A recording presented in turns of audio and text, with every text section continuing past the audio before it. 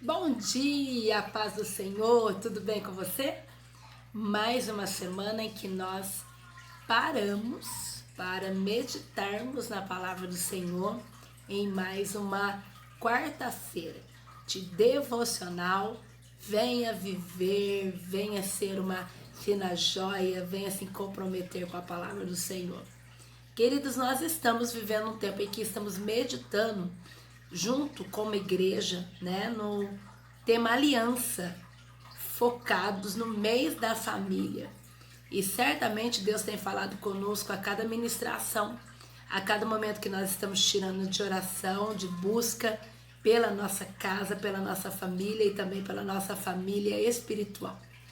E semana passada nós falamos a respeito do papel da mulher e suas alianças na família como filha e como irmã. E hoje nós vamos meditar no papel da mulher, nessa aliança que ela faz como esposa e mãe. Papéis tão importantes que nos ajudam, que nos faz, né, participativas para com uma sociedade melhor, para a criação de filhos, formando seres, homens e mulheres que crescem com dignidade, com respeito e com temor ao Senhor. E eu quero começar falando sobre o papel da mulher como esposa. É interessante que a gente nasce, passa a infância, né, vem a adolescência, a juventude, e vai chegando uma determinada idade que nós vamos desejando, tendo sentimentos, relacionamentos que nos levam a pensar no compromisso de matrimônio, não é verdade?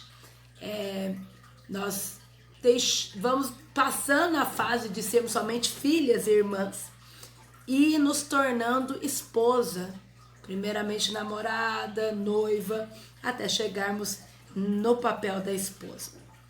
É interessante que, mesmo nos tornando esposa, nós não deixamos de cumprir algumas atitudes nessa aliança de filhas, né? Nós não estaremos mais como filhas debaixo de uma autoridade de pai e mãe, porque então, me tornando esposa, eu vou passar a estar debaixo da autoridade do esposo. Mas ainda continuo honrando, como nós conversamos semana passada, cuidando, né, auxiliando, né, honrando a vida dos nossos pais. E tendo comunhão com os nossos irmãos, cuidando dessa amizade, zelando por esse amor fraterno. Mas, a partir do momento que nós decidimos ser esposa, algumas coisas mudam em nossas vidas. É importante nós deixarmos claro que não é a totalidade de mulheres que decidem ser esposa. Muitas decidem ficarem solteiras. E isso não é errado, não é pecado, não. Paulo, lá em 1 Coríntios, capítulo 7, no versículo 8 e 9, olha só o que ele diz, uma orientação. Gostaria que todos os homens fossem como eu, mas cada um tem o seu próprio dom da parte de Deus, um de um modo, outro de outro. Digo, porém, aos solteiros e às viúvas, é bom que permaneçam como eu, mas se não consegue controlar-se, deve casar-se, pois é melhor casar-se do que ficar ardendo em desejo, né? Então, Paulo está dizendo, é melhor que fique solteiro, mas se não conseguir conter os desejos da carne, então case-se. O que nós entendemos? Que se você decidiu ficar solteira, ser uma mulher independente, se dedicar, né, ao seu profissional, viva, mas viva em santidade. Se você tem desejo de obedecer a Deus, de agradar a Deus, porque o Senhor preparou e Ele concedeu ao homem o desejo do sexo para pós-casamento, se você deseja obedecer a Deus sendo solteiro, separe-se a santidade. Isso pode ser um conselho totalmente contrário ao que o mundo prega hoje, né? Porque o mundo prega uma sexualidade livre, uma mulher livre, uma independência, mas não é o que a palavra de Deus prega. E é tudo aquilo que nós obedecemos segundo a palavra, certamente nós colheremos uma boa colheita, consequências abençoadoras. A partir do momento que eu fujo das orientações do Senhor e eu prefiro ceder ao pecado, certamente as consequências, a Bíblia diz que a consequência do pecado é a morte. É a morte espiritual e, consequentemente, são feridas, são uma alma angustiada, são emocionais, vidas emocionais machucadas, entristecidas, e o pecado ele é terrível. Enfim, vamos para a esposa, né? Você que toma a decisão, tomou a decisão ou está para tomar essa decisão. Então aqui, a partir do momento que eu decido me casar, a contrair matrimônio, é uma decisão consciente. Não pode ser uma decisão tomada por emoções, por imposições, por uma paixonite, não é verdade? Ou, vou me casar para mim não cair em pecado porque a carne é fraca. Não. Ela precisa ser uma decisão consciente, uma decisão séria, porque o casamento é para a vida toda. Quando eu me torno esposa para a vida toda, até que a morte nos separe, não é isso que a palavra diz? Quando Jesus fala lá em Marcos 10, no versículo 7 ao 9, Jesus está falando a respeito do divórcio, né? Os discípulos estão questionando a respeito se ele era de acordo ou não com o divórcio, e ele fala a respeito disso. Marcos 10, 7, versículo 7, ele diz assim: por essa razão o homem deixará o pai e a mãe e se unirá à sua mulher, e os dois se tornarão uma só carne. Assim eles já não são dois, mas sim uma só carne. Portanto, o que Deus uniu, ninguém o separe. Certo? É uma decisão de união até a morte separar, uma união contínua, uma aliança que não se deve quebrar, não se deve ter emendas, ela precisa ser permanente. Então é uma decisão que precisa ser consciente, ser racional, e ter um entendimento do que é ser esposa, de como eu vou me portar a partir de então, entender o que me separa agora da minha família, dos meus pais, para se unir a um homem com uma cultura diferente da minha, com uma criação diferente da minha, e que agora nós formaremos uma nova família. É importante que as razões para que eu esteja tomando essa decisão sejam bem sólidas, sejam bem reais, não seja imaginação, sonhando, eu vou ser feliz para sempre, porque nós não casamos para ser felizes, nós nos casamos para fazer o outro feliz. E assim, quando o casal ele vai para o casamento entendendo isso, certamente terão um casamento feliz.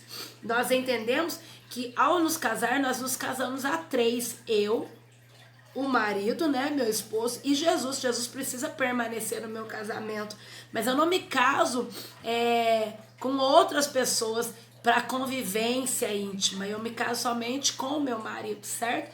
Eu preciso entender que quando eu tomo essa decisão, eu não estou só trazendo o meu marido para casa, mas eu estou trazendo uma história. Ele não está trazendo só eu para casa, ele está trazendo a minha história. E são junções de histórias que a partir de agora vão se unir, tirar aquilo que eles não aceitam, não concordam, e tornar-se uma nova família. E essa família, ela precisa se formar alicerçada na palavra de Deus, onde nós convivemos em uma sociedade falida moralmente, uma sociedade sem princípio, mas nós precisamos entender que a nossa família precisa ser alicerçada como a casa na rocha, em que ela é moldada pelo Senhor, onde o casal é moldado pelo Senhor e vai formar então uma família com princípios, com moral, com caráter, firmados no Senhor.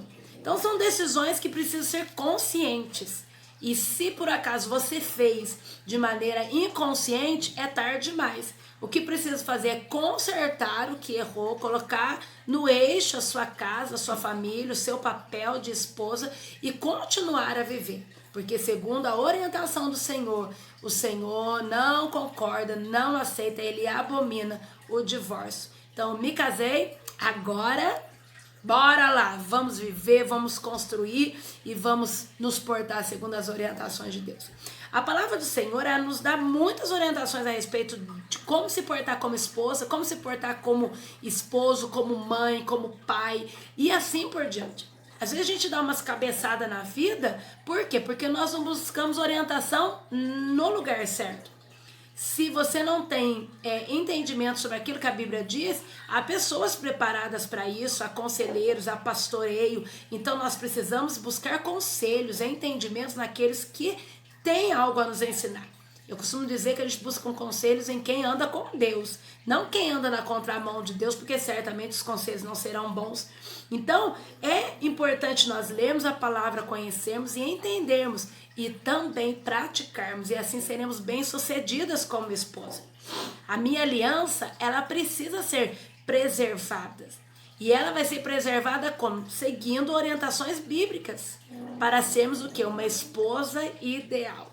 É importante nós ouvirmos histórias de outras esposas. É importante nós observarmos, né, aquilo que fez bem, aquilo que não fez bem, para que nós não pratiquemos aquilo que deu errado. Na minha vida, desde muito jovem, eu sempre observei muito as pessoas, como elas agiam, como elas estavam participando de certas coisas, e aquilo que era errado, eu sempre disse, eu não vou fazer isso, eu não vou seguir esse caminho. Por quê? Porque automaticamente eu sabia que não ia dar certo. É importante isso. Nessa decisão de me tornar esposa, eu observar, trazer lições preciosas para me praticar aquilo que realmente dá certo. Interessante que quando eu me caso, eu decido me casar, eu preciso entender que casa de pai, casa de mãe não é mais a minha casa, não é verdade? Agora eu tenho um novo lar a ser construído. E o que acontece muito nos casamentos quando se iniciam, e tem uns que nem é só no início, vai a vida inteira, a primeira briga corre para casa do pai, corre para casa da mãe. E isso não é correto. Entenda uma coisa, por mais que pai e mãe tentem ser neutros dentro de uma situação, sempre vai defender o filho, não é verdade? Afinal de contas, os sentimentos de pai e mãe são mais fortes. Mas agora você faz parte de um novo núcleo familiar, que é você e seu esposo. E como é que se resolve os dilemas, os conflitos? Com diálogo, com conversas, muita oração e muito ajustamento. Vai se ajustando um ao outro para que as coisas entrem no eixo. Se toda vez que houver um conflito você correr para os braços do pai, da mãe, do amigo, da amiga, do cunhado, da cunhada, certamente nunca vão se amadurecer. E o amadurecimento no casal é que vai tornar um casamento feliz. Eu digo assim, quando é um casamento feliz? Quando as brigas diminuem. E por que as brigas diminuem? Porque está tendo consenso, entendimento, está tendo de um lado quanto do outro o abrir de mão, né? O consentir que o outro acerte, aceitar a opinião do outro, é abrir mão dos seus próprios desejos, da sua vontade pelo outro, e assim as brigas vão diminuindo. E você vai vendo que o seu casamento está feliz, né? A presença do Espírito Santo nos orientando com relação às nossas emoções, nossos sentimentos, às nossas atitudes. Então é importante isso. Eu me lembro bem que quando eu estava me preparando para me casar, minha mãe sempre foi minha conselheira, né? Me dava aqueles sermões enormes, que hoje eu faço a mesma coisa com os meus filhos. E a gente até brincava, né? Que era melhor apanhar da minha mãe do que ter um sermão. Mas os sermões maravilhosos. Eu me lembro que um dia ela me chamou, eu e meu esposo, e falou, vocês realmente querem casar? E nós dissemos, né? Vamos, a gente vai se casar. E ela disse, olha Johnny. E falou pro Johnny todos os meus defeitos e qualidades, né? E o pouco que ela conhecia do Johnny, um pouco mais de 3 anos, 4 anos, ela falou, eu posso dizer um pouco que eu convivo, um pouco que eu sei, o que eu tenho percebido, que minha mãe é muito observadora também, né? Com relação ao Johnny. Olha, Luciano, o Johnny é isso, mas ele tem essas qualidades e tal. E aí, quando terminou aquela conversa, ela disse pra gente, vocês querem se casar mesmo assim? E nós dissemos a ela, queremos.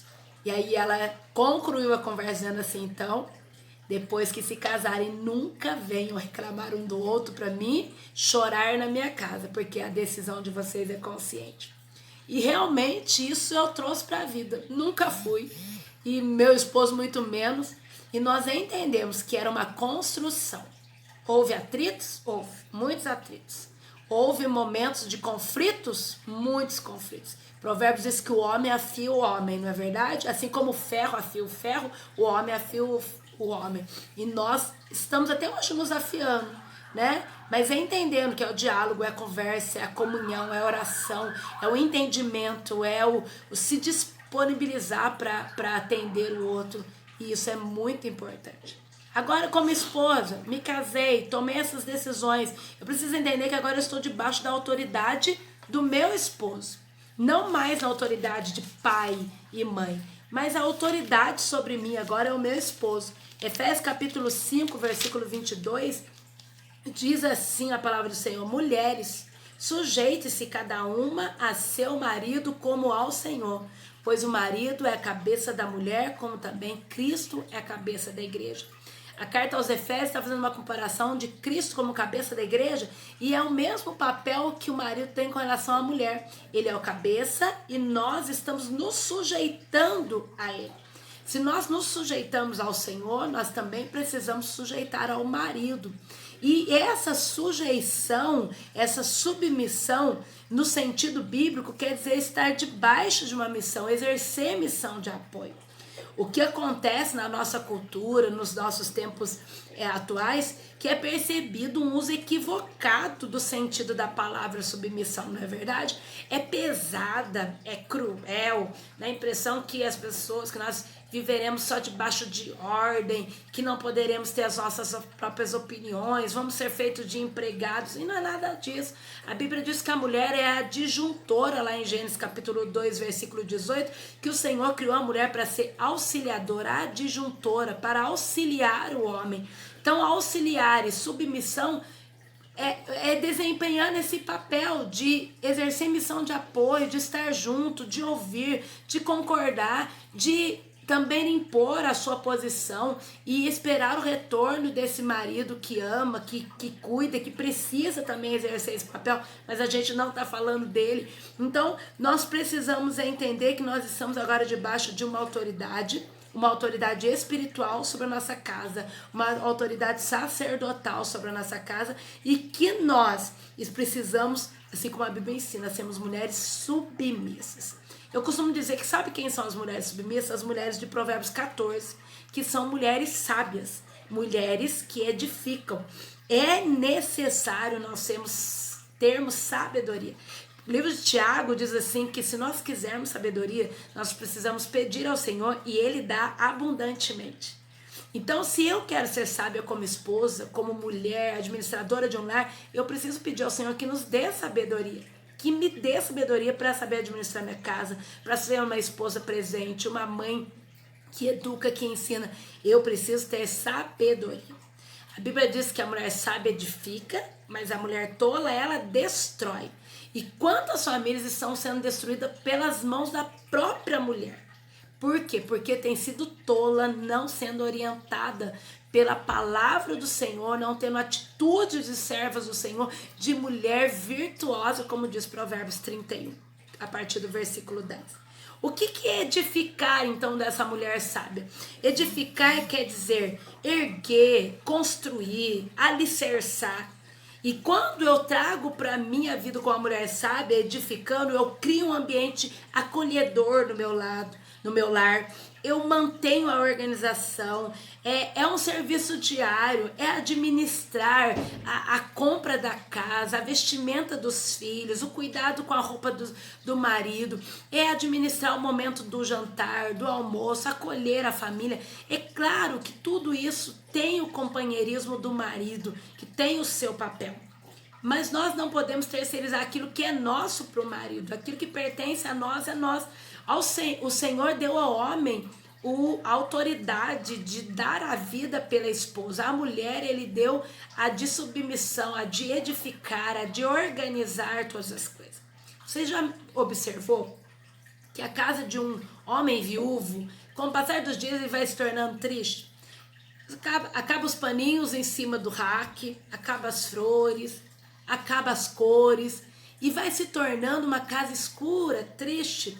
Porque não tem mais uma mulher para edificar, para organizar, para pôr beleza, para acolher, para ter um toque para um quadro, não é verdade? Agora vai para uma casa onde tem uma mulher que cuida de todas as coisas, que organiza, que deixa as coisas muito bem arrumadinhas, né? Com a comida gostosa. É muito diferente. O Senhor deu a nós mulheres habilidades grandiosas para sermos sábias e edificarmos a nossa casa. Sabe o que eu gosto de pensar? Eu fico pensando assim, o que os meus filhos quando crescerem se lembrarão com relação ao meu papel como mãe e como esposa também, porque mesmo eu só administrando, agindo como esposa, eles estão observando isso. Porque eu me lembro muito bem de coisas que a minha mãe fazia, que eram coisas simples, eu não me esqueço, que eram detalhes dela cuidando do almoço pro meu pai, que trabalhava, vinha almoçar em casa, eu chegava cansada à noite, a roupa passadinha da Sabesp, aquele uniforme, pra que passar isso? Pra trabalhar no meio da água, no esgoto muitas vezes, mas minha mãe passava, fazia vinco na calça, a gola muito bem passada, são detalhes de esposa que ficou guardado na minha memória. E são momentos acolhedores, às vezes aquele almoço simples, arroz, feijão, batata frita, ouvindo uma música no disco de vinil, são coisas extraordinárias que eu não me esqueço, jamais vou esquecer. E eu quero que quando os meus filhos cresçam, eles também tenham lembranças de mim, como cuidar do meu esposo, abraçá-lo, beijá-lo, preparar uma comida gostosa, organizar todas as coisas. Que você tenha esse desejo no coração de viver isso, de edificar a sua casa, de cuidar. Cuide-se e cuide do seu esposo. Seja uma esposa presente, não brigue por qualquer coisa. A gente briga por tanta bobeira, gente. A gente gosta de fazer luxo, né? A gente quer ser atendida a todos os momentos. Existem momentos que não é para ser atendidos os nossos caprichos. Nós precisamos procurar ser compreensivas, amáveis, educadas, guardar os nossos hábitos de palavras torpes, ser presente na vida do esposo, não nos negar a ele. São tantas coisas que a Bíblia nos ensina, que se nós tivermos sabedoria, certamente seremos uma esposa exemplar, de Provérbios 31:10. Sabe o que diz lá? Provérbios 31:10, eu amo esse capítulo e eu tenho certeza que você também. E pode ser que você pense assim, Luciane, é impossível me tornar essa mulher. Mas não. Se nós formos, né, como diz o versículo 10, uma esposa exemplar, é feliz quem nos encontrar. Então, o seu esposo, ele é feliz por ter te encontrado. E aí diz assim, o seu marido, lá no versículo 23, o seu marido é respeitado na porta da cidade, onde toma assento entre as autoridades da sua terra. Por que ele é respeitado? Porque ele é bem visto diante da mulher que ele tem lá em casa. Porque se ela fosse uma mulher fofoqueira, uma mulher roleira, uma mulher mal pagadeira, e assim por diante, certamente ele seria falar, você é esposo da fulana, né? Mas não, ele era bem visto porque ele era bem cuidado. Ela o respeitava, ela o honrava, ela cuidava da sua família como ninguém. E é lindo ver isso, porque não se fala só dos efeitos dessa mulher virtuosa só com relação a ela mesma, mas com relação ao seu esposo. Que nós tenhamos o desejo de ser uma boa esposa, aprender a isso e praticar. Porque certamente nós fizemos uma aliança, e essa aliança, ela é inquebrável. Ela só termina quando a morte chegar. E que nós sejamos firmes nessa aliança. Mas o outro papel, a outra aliança que nós temos na família é o papel de mãe. Muitas mulheres, né, elas se tornam mães antes de serem esposa. Outras se tornam esposa para depois serem mães.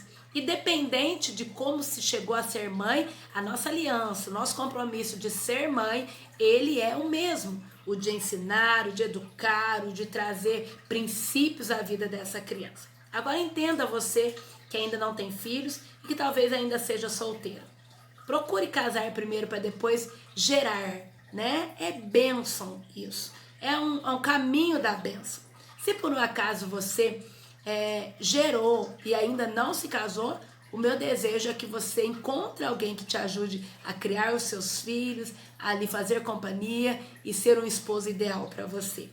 Mas entenda agora, como mãe, nós temos obrigações, deveres importantes com relação ao nosso papel como mãe, que nós não podemos ignorar e nem terceirizar.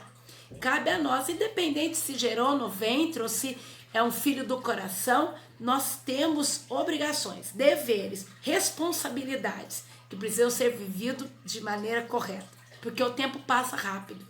O filho cresce, o filho vai embora e nós não podemos deixar. A Bíblia diz assim que o pai e a mãe não devem irar o seu filho, não criar ira no seu filho.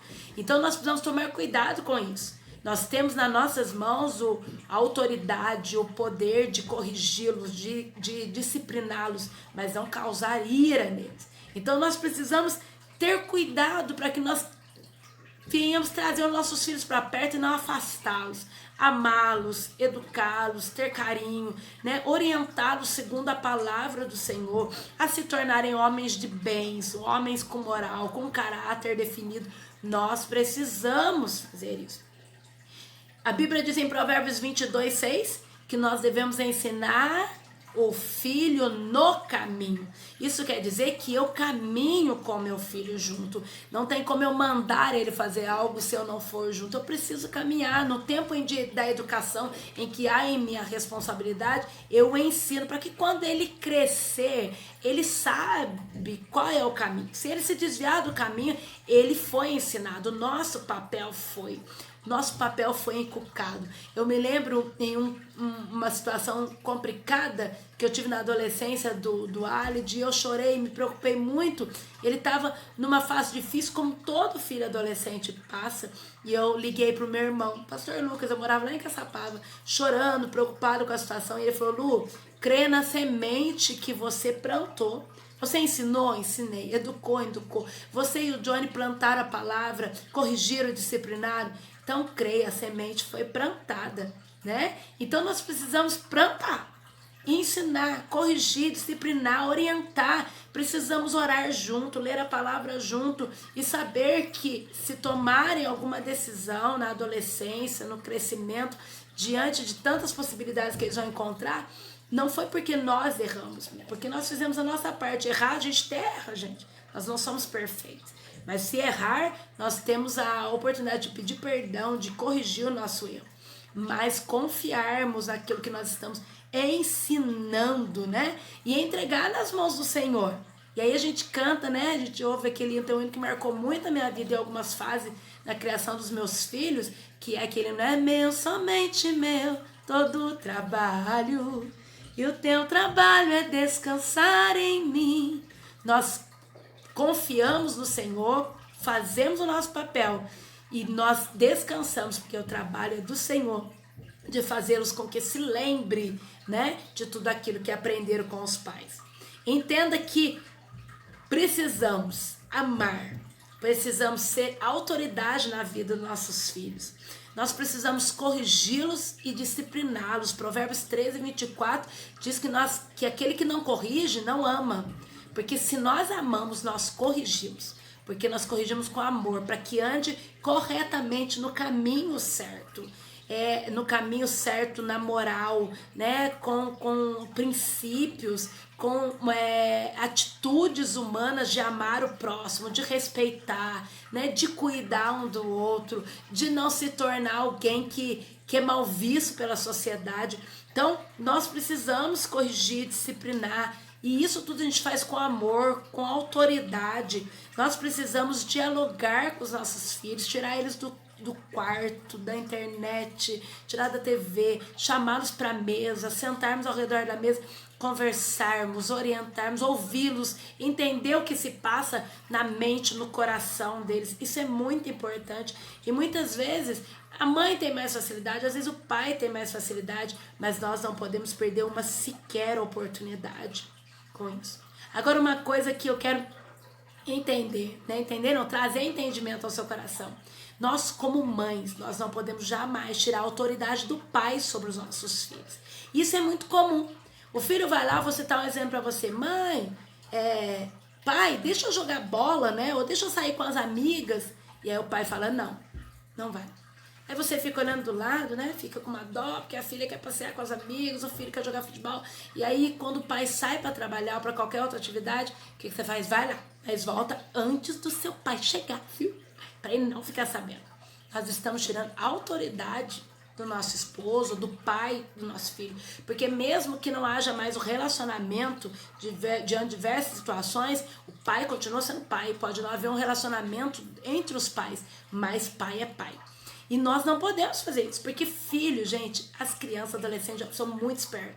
Então, o pai não deixa, mas a mãe deixa, né? E aí nós somos ludibriados por eles, levados por aquelas carinhas lindas que querem nos levar a atender os seus pedidos. Então não vamos tirar autoridade, não podemos tirar a autoridade dos pais, do pai dos nossos filhos. Às vezes, você acha que isso não acontece aqui em casa? Às vezes o filho, o Alid ou a Manu, alguém pede alguma coisa e o Johnny fala não. Eu posso até achar que poderia deixar, mas eu procuro conversar com meu esposo depois, para entrarmos em uma concordância, para ver se deve ou não deve. E assim ninguém tira a autoridade de ninguém. Se o João pede algo para mim e vai pedir pro pai e eu já disse não, o Johnny fica bravíssimo com ele. Sua mãe já disse não, pronto, acabou. Então é importante isso, não tirarmos a autoridade um do outro diante dos nossos filhos. Entenda que a partir do momento em que os nossos filhos crescem, casam e eles vão formar uma nova família, já não estão mais debaixo das nossas autoridades. Mas isso nós vamos falar lá quando formos falar a respeito do nosso papel nas crianças como sogra e como nora. A gente perde algumas coisas, a gente ganha outras. Mas se nós continuarmos querendo agir como mamãe protetora, certamente teremos problema. Mas depois a gente fala sobre isso. Entenda, queridos, para finalizar essa aliança como mãe, né, esse papel precioso, sejamos tementes a Deus e vamos testemunhar daquilo que Deus faz em nós para os nossos filhos. Hebreus capítulo 12, encerrando nosso momento de meditação, 12, olha só o que diz esse versículo. Portanto, também nós, uma vez que estamos rodeados por tão grande nuvem de testemunhas, livremo-nos de tudo que nos atrapalha e do pecado que nos envolve e corramos com perseverança a corrida que nos é proposta, tendo os olhos fitos em Jesus, autor e consumador da nossa fé. Nós estamos rodeados de uma tão grande nuvem de testemunhas e essas testemunhas começam em casa. Não é externo, é interno. Os nossos filhos estão testemunhando o tempo inteiro as nossas atitudes. Não adianta nós queremos sermos uma coisa na igreja e outra em casa, uma coisa na vizinha, na casa da mãe, na rua e outra em casa. Nós temos que ser a mesma pessoa. Como vamos testemunhar de Jesus se não contarmos os milagres que Deus está fazendo dentro da nossa casa? É uma providência de uma porta aberta, é uma abundância da bênção de Deus que veio, a cura de uma enfermidade. Nós precisamos testemunhar de Jesus aos nossos filhos. Nós precisamos entender que filhos, às vezes, não ouvem o que falamos, mas seguem os nossos exemplos. Se eu digo que sou uma coisa que não sou na intimidade, eles estão de olho em tudo. Para termos filhos que desejam ser futuros maridos e futuras esposas bem-sucedidas, eles precisam observar se nós estamos sendo esposas sábias no nosso lar. Para termos filhos trabalhadores que se envolvem em uma profissão, eles observam se nós fazemos isso. Para termos filhos que não proferem palavras torpes, eles observam se nós não estamos falando. São atitudes simples no nosso dia a dia que nós estamos tendo eles como testemunhas da nossa casa. Então, que nós venhamos temer a Deus, obedecer ao Senhor em todas as suas orientações, para que os nossos filhos sejam homens e mulheres tementes a Deus, obedientes ao Senhor, crescendo no caminho. E se caso, querido, você pode concluir nesse vídeo, falar, mas ou esse áudio, né, que eu estou fazendo em áudio e vídeo, e você fala assim, eu ensinei, eu eduquei, eu mostrei o caminho, hoje eles não estão em Cristo, eles estão vivendo uma vida onde o pecado tem dominado. Querido, você plantou a semente, se você tem certeza disso, certamente, um dia, esse entendimento vai chegar ao coração e eu creio na restauração de uma vida com Cristo do seu filho. Se por um acaso você está passando por momentos em que seus filhos têm vivido um processo de desobediência, quem sabe tem envolvido na prostituição, nas drogas, eu creio que a sua oração tem poder e o Senhor vai restaurá-lo.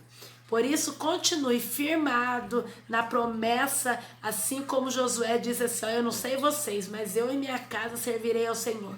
Determine isso na sua casa e certamente serão alcançados por Deus. Vamos orar? Pai, queremos ser gratos a Ti. O Senhor nos criou mulheres e mulheres cheias, Senhor, de habilidades, de talentos, Senhor. E o Senhor nos ensina todo dia como praticar tudo isso. Oramos para que sejamos esposas ideais, exemplares, sábias, para que venhamos agradar a Ti, mas agradar também ao nosso esposo. Que nossos filhos vejam em nós as qualidades de um casal que agrada ao Senhor e que eles desejam viver o mesmo. Oramos para que, como mães, Senhor, nós tenhamos o entendimento de ensiná-los, de educá-los a cada idade, a cada tempo, os caminhos do Senhor, ser testemunhas do Senhor em todas as coisas. Eu oro por essa mãe que está passando por aflição com filhos, Pai querido, por relacionamentos que estão tendo em situações de prostituição, drogas, Pai, em nome de Jesus, desobedientes. Eu quero orar para que essa mãe seja forte em continuar orando, buscando, orientando. Quero orar por essa esposa que está passando por dificuldades, Senhor, no seu casamento. Quem sabe o adultério assolou, quem sabe o pecado está trazendo, Senhor, sobre eles um jugo pesado. Pai, em nome de Jesus, que haja libertação, restauração desse casamento. Pai, ajude-nos a mantermos a nossa aliança, Senhor Jesus, sem ranhuras, sem rachaduras, mas que seja uma aliança permanente como esposa e também, Senhor, como mães, para a glória do Teu nome, porque em tudo nós queremos Te agradecer. Em nome de Jesus, amém. Queridas, compartilhe o vídeo e o áudio que você está recebendo e que você e eu venhamos praticar a palavra do Senhor. Que Deus te abençoe, um grande abraço, te amo em Jesus.